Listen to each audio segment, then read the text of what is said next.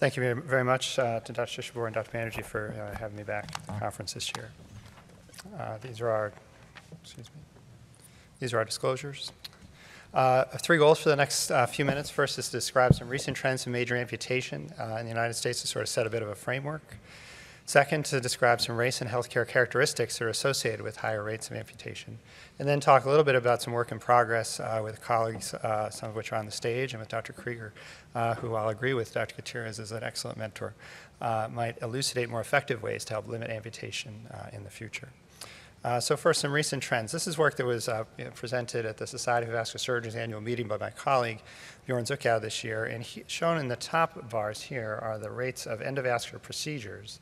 And on the x-axis is time. The lowest bar, the dotted line, are the rates of atherectomy, while the solid lines above are the rates of diagnostic and therapeutic endovascular interventions. And concomitantly, at that same time period, amputation rates, which are shown in the black line, fell by about 50%, and surgical bypass rates similarly fell by almost 50% during that same time period. So the endovascular revolution, if you will, was associated, at least in a time sequence, with lower rates of amputation, and that process took place, I think, somewhere around the years 2000 to just about 2010. But let's look to see what happened since then. We've continued to grow in terms of the number of procedures we do, and these are all data from Medicare patients, by the way. We've continued to grow in terms of the amount of atherectomy we do. It's grown by 250% since 2007, and total endovascular procedures have also grown by 20% since that same time period. But what's happened to amputation risk, which fell by 50% during that preceding time period? Well, the story is amputation rates have not continued to go down, although the rates of procedural use have gone up. The most juice to squeeze, if you will, occurred in those early years between 2000 and 2010. And amputation rates, frankly, despite the fact that we've been more aggressive in the use of endovascular therapy in the last decade, amputation rates have remained somewhat stagnant. What I think this shows is that while care for CLI continues to be aggressive, perhaps the benefits of treatments have stalled, or perhaps those treatments are not well aligned with patients who might do well with them. Well, why might that not be? Well, we've looked at this in some of the work we've done in the Dartmouth Atlas. Here we show variation rates in amputation across the country, and you can see, as we all know, there are certain regions in the United States and certain types of patients which are at higher risk. And one of the highest risk characteristics, of course, unfortunately, is race. And we see here, these are hospital referral regions, so major metropolitan healthcare markets, each of the blue dots, that's what that represents. And on the x-axis are the racial categories, black and non-black. And on the y-axis are amputation rates per 1,000 Medicare beneficiaries. And you can see, if you're African Americans, in some places in the country that matters not much. Your amputation rates could be quite low. But in other places in the country, it matters quite a bit, whereas non-African American patients have much less variability in their amputation risk. Some of the factors which might contribute to that are, whether or not you have diabetes. Amputation rates are twofold higher if that's the case. What if you have diabetes and concomitant PAD, even higher rates? What if you have diabetes, you're African American, and you live in certain high-risk regions of the country? 6-fold higher risks of amputation. So certainly there are risk factors that contribute to what is a heterogeneous and potentially even fairly virulent disease process.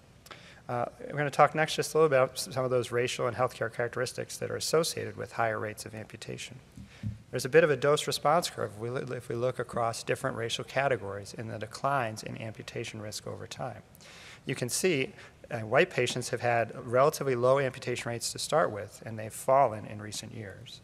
Black patients had much higher rates to start with and have had a significant decline.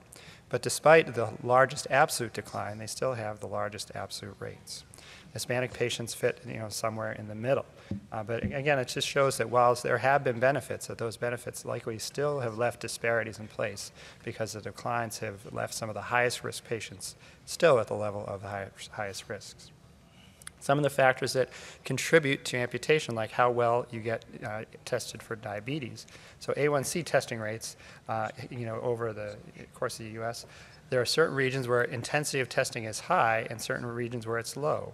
But black patients, unfortunately, are more commonly distributed towards those higher rate regions. So inconsistent A1C testing is most common in African American patients.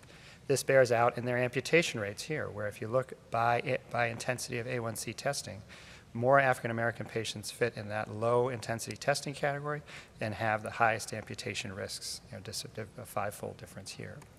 Endovascular, just like A1C testing rates, endovascular revascularization rates follow similar suit.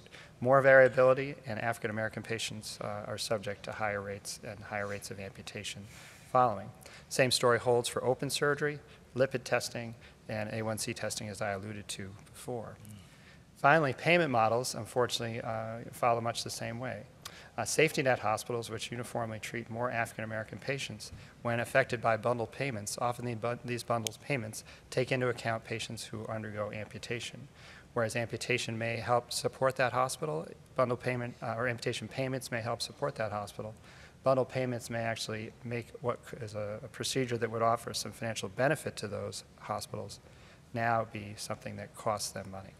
So Black patients with diabetes, unfortunately across our country, receive poor, less consistent A1C testing and poor lipid testing. And they have universally higher amputation risks despite more commonly receiving expensive revascularization. And finally, they're more commonly cared for by financially threatened healthcare systems.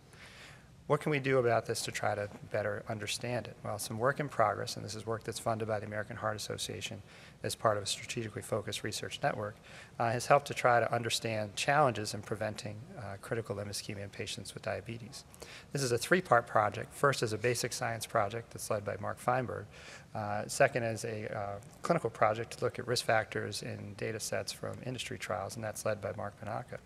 Our job is to look at risk factors to better understand why some of those African American patients might be doing well, but some might not. And our main goal to better understand these disparities is to try to understand with more granularity what's working and what's not. One of the disparities that commonly comes into place is, of course, poverty. Well, poverty is kind of hard to measure when you're studying patients at large scale. Typical poverty measures are regionally based, so use things like zip codes. Better measures wouldn't just study where you live, they would study you in particular.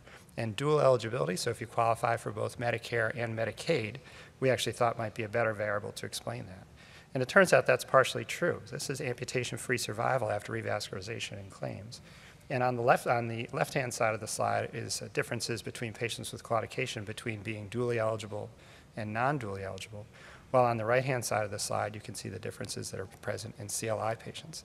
These differences are already adjusted for things like race, where you live, all those other explanatory variables.